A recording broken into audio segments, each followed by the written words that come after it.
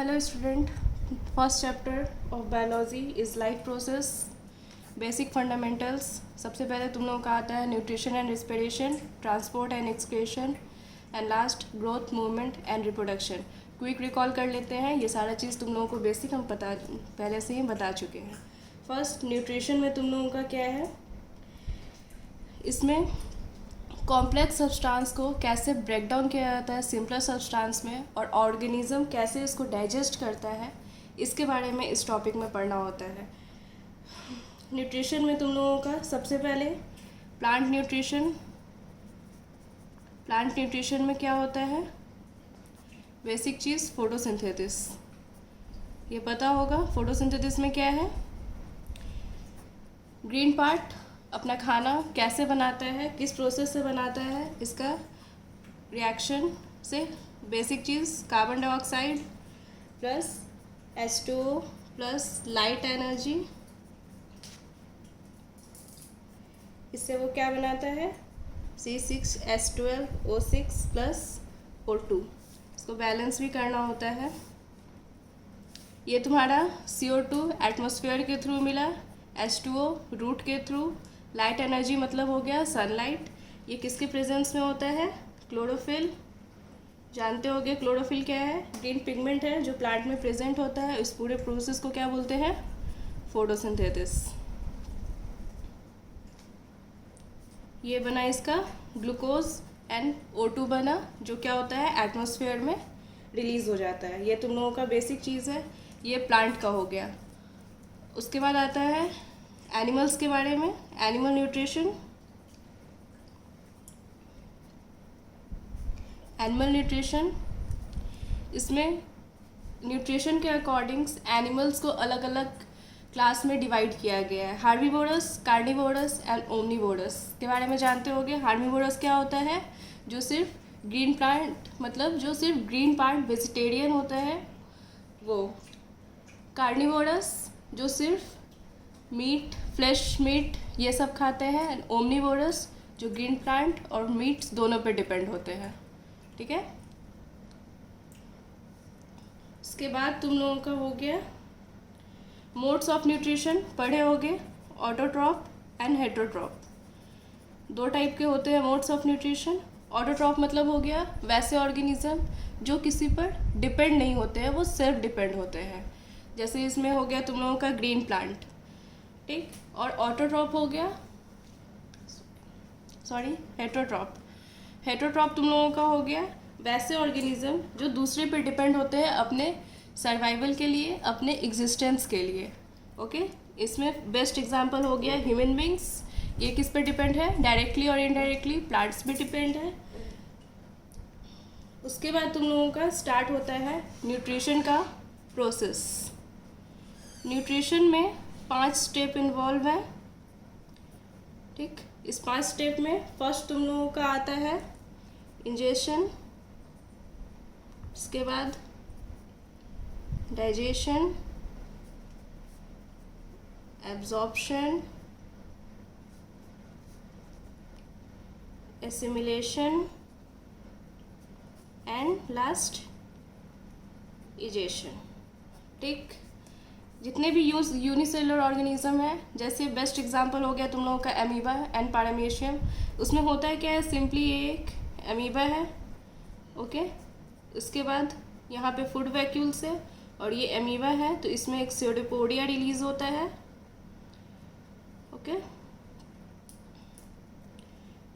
इसको वो pseudopodia food vacuoles को कैप्चर कर लेते हैं और अपने अंदर इसको लास्ट में ले आते हैं।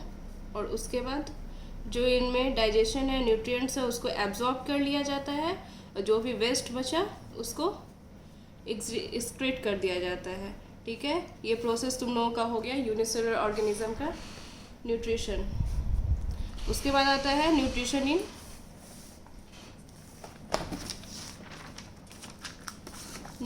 In human beings. Human beings में भी सेम प्रोसेस है। फर्स्ट होता है इंजेशन। इंजेशन क्या प्रोसेस हो गया, जो हम लोग खाना अपने मुंह में डाल रहे हैं वो प्रोसेस को बोला जाता है इंजेशन। सेकेंड प्रोसेस तुम लोग का हो जाता है डाइजेशन। डाइजेशन में क्या हुआ, खाना हम लोग खाएं, हम लोग के खाना खाने के बाद वो खाना ओसोफेगस से होते हुए हम लोग के स्टमक में जाता है, और स्टमक में बहुत सारा प्रोसेस होता है, ये तुम लोग को आगे एक्सप्लेन करेंगे।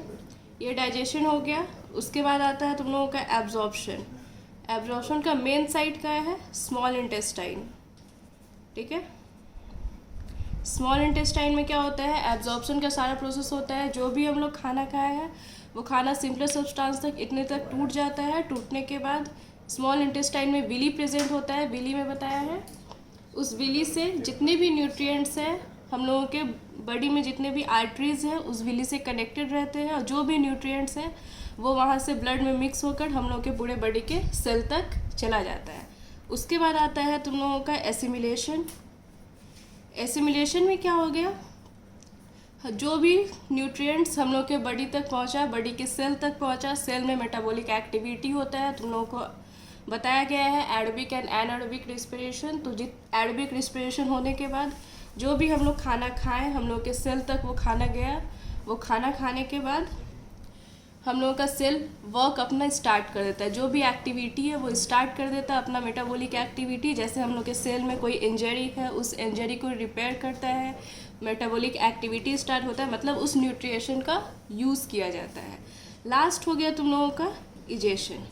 इजेशन क्या हुआ, जो भी खाना खाए वो खाना डाइजेस्ट हो गया, यूज़ हो गया, यूज़ होने के बाद हम लोग के सेल में चला गया, सेल यूज़ हो रहा है, सेल उसको यूज़ कर रहा है, फिर जो भी हम लोग यूज़ करते हैं हम लोग के बॉडी के अंदर जाता है, वो फिर उसमें जो भी चीज़ खाएं उसका वेस्ट होता है। जैसे हम लोग सांस भी लेते हैं तो ऑक्सीजन लेते हैं, CO2 एक्सहेल करते हैं। सेम हम लोग के बॉडी के न्यूट्रिशन में भी होता है कि हम लोग खाना खाएं तो खाना के साथ साथ एक वेस्ट भी बनता है जिसको अनडाइजेस्टेड फूड बोलते हैं। ठीक है, वो हम लोग के बॉडी से एक्सक्रेट आउट हो जाता है एज ए अनडाइजेस्टेड फूड, जिसके हम लोग के बॉडी में कोई ज़रूरत नहीं होती है। ये तुम लोगों का पूरा हो गया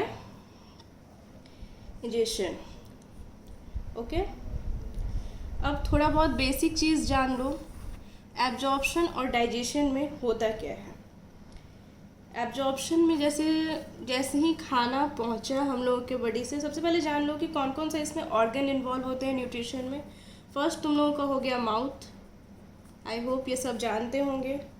उसके बाद ओएसोफेगस, जिसको फूड पाइप भी बोला जाता है। उसके बाद ये खाना कहाँ गया, स्टमक। उसके बाद ये खाना पहुंचा तुम लोगों का स्मॉल इंटेस्टाइन। उसके बाद खाना चला गया लार्ज इंटेस्टाइन में।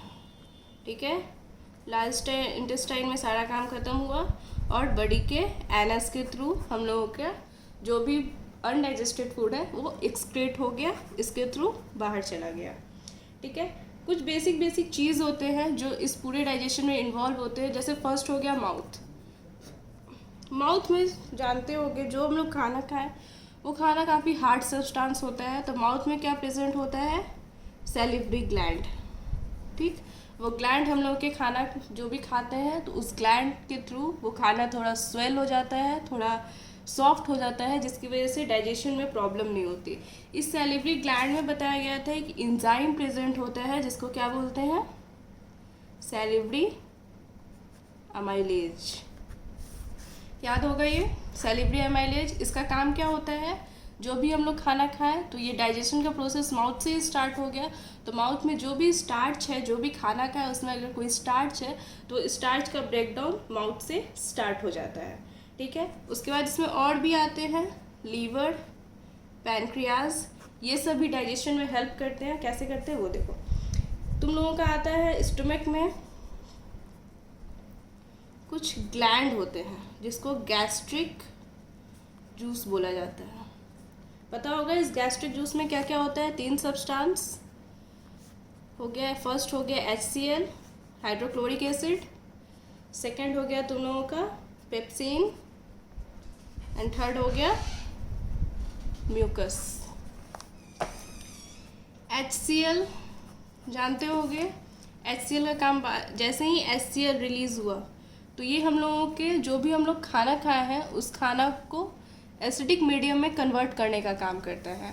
ठीक है, हम लोग खाना खाएं, खाना खाने के बाद जैसे ही खाना हम लोग के बॉडी के स्टमक तक पहुंचता है तो हम लोग का खाना एसिडिक में कन्वर्ट हो जाता है। तो ये काम क्या है HCl का, जैसे ही एसिड में कन्वर्ट होता है तो कन्वर्ट होने के बाद डाइजेशन काफ़ी इजी हो जाता है। लेकिन हम लोगों का स्टमक का जो वॉल है वो एसिड से काफ़ी ज़्यादा डैमेज हो सकता है, इसलिए वॉल के प्रोटेक्शन के लिए, ठीक है, एक यहाँ पे ग्लैंड लगा हुआ होता है वॉल पे, उसको म्यूकस बोला जाता है।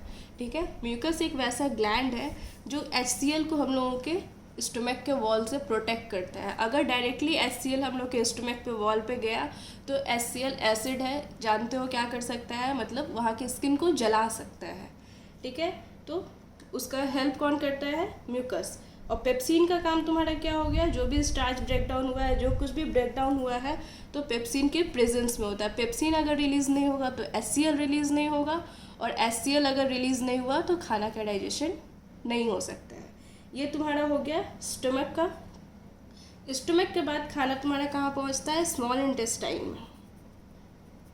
ठीक है, स्मॉल इंटेस्टाइन में भी कुछ ग्लैंड, स्मॉल इंटेस्टाइन में सबसे पहले काम क्या होता है, डाइजेशन का फूड, जैसे कार्बोहाइड्रेट हो गया, प्रोटीन हो गया और कुछ फैट्स हो गया, इसका कंप्लीट डाइजेशन कहाँ होता है, स्मॉल इंटेस्टाइन में होता है। स्मॉल इंटेस्टाइन में दो ग्लैंड रिलीज होता है, first liver and second pancreas. Liver से क्या रिलीज होता है, बाइल। बाइल जो उसका काम क्या है, बाइल का काम है जो भी हम लोग के बॉडी में फैट है उस फैट को इमल्सिफाई करना, मतलब फैट को स्मॉल सब्सटेंस में तोड़ने का काम होता है। और पैनक्रियाज क्या हो गया तुम्हारा, पैनक्रियाज से पैनक्रियाटिक जूस रिलीज होता है। पैनक्रियाटिक जूस से हम लोग के बॉडी में 3 एंजाइम बनता है, जिसको अमाइलेज, ट्रिप्सिन एंड लास्ट हो गया लाइपेज। अमाइलेज का काम क्या हो गया तुम लोगों का, स्टार्च को ब्रेक करने का। ट्रिप्सिन का काम तुम्हारा हो गया प्रोटीन को डाइजेस्ट करने का। और लाइपेज का काम तुम्हारा हो गया फैट को इमल्सिफाई करने का। ठीक है, ये तुम्हारा हो गया स्मॉल इंटेस्टाइन। फिर यही चीज़ जाता है तुम लोगों का लार्ज इंटेस्टाइन में। लार्ज इंटेस्टाइन में जो भी अनडाइजेस्टेड फूड है वो जाता है, उसके बाद थ्रू एनस बॉडी से एक्सक्रेशन का प्रोसेस होता है। ये तुम्हारा टोटल हो गया न्यूट्रिशन का प्रोसेस। चलिए, न्यूट्रिशन कंप्लीट हो गया। नेक्स्ट टॉपिक में देखेंगे, थोड़ा बहुत रिकॉल कर लेंगे, रिस्पिरेशन, ट्रांसपोर्टेशन, ये सब तुम लोगों को पढ़ा दिया गया है, लेकिन फिर भी काफ़ी टाइम हो गया है लॉकडाउन की वजह से, तो ये तुम लोगों को नेक्स्ट क्लास में बता दिया जाएगा, थोड़ा रिकैप।